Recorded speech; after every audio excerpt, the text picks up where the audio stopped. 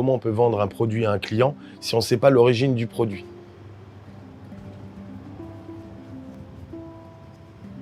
On nous a posé souvent la question, quel est votre aboutissement, les titres, Non, l'aboutissement de la vie professionnelle, c'est à partir du moment où on peut s'exprimer à 100%. Cette boutique-là, c'est l'expression de moi et ma femme à 100% par rapport à ce qu'on a envie de produire. On a voulu faire des choses simples, sincères, sans prétention, essayer de donner le meilleur des produits et d'être content de ce qu'on vend aux gens. On a fait plusieurs choix en fait. Le 100% fait maison fait partie d'un des choix, mais il y a aussi zéro colorant et on ne met pas d'additifs. Quand je dis des additifs, c'est des choses qu'on ne peut pas maîtriser ou on ne connaît pas l'origine. Je trouve que à l'heure actuelle, on doit avoir une certaine traçabilité, on doit connaître le produit. C'est vraiment important de pouvoir au maximum, comme disait Cyril, tout savoir d'où ça vient pour pouvoir un peu créer une histoire autour de ça. Pouvoir rester au maximum sur des produits français.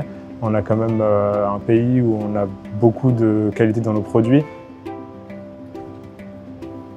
Le beurre Lescure, c'est la qualité. Comme c'est un AOP, je suis certifié que le lait est français. On se rend compte qu'on a plein de beurres qui sont dits français, mais où le lait vient d'un peu partout en Europe. En ayant une labellisation, je suis sûr de la provenance de mon lait. Ce serait quand même fou d'aller chercher un lait qui vient d'un autre pays européen, alors qu'à côté des laiteries, on a des agriculteurs qui font un travail extraordinaire. Avec Cyril, j'apprends beaucoup aussi du côté techno, justement sur les produits, leur provenance, savoir comment les utiliser, les réactions que ça fait dans les produits.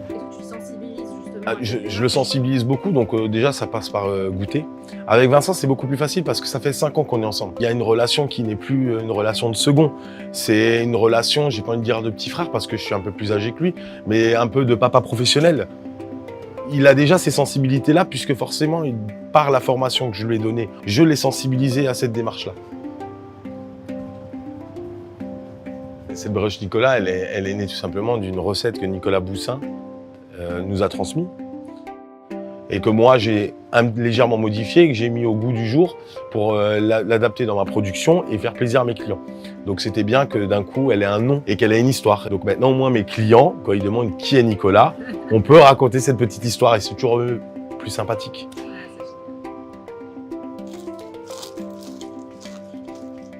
Je pense qu'il serait content. Je pense aussi, ouais. Tu l'as dit alors? Il t'a dit quoi quand tu lui as dit que tu avais donné... On m'a dit de ne pas parler la bouche pleine.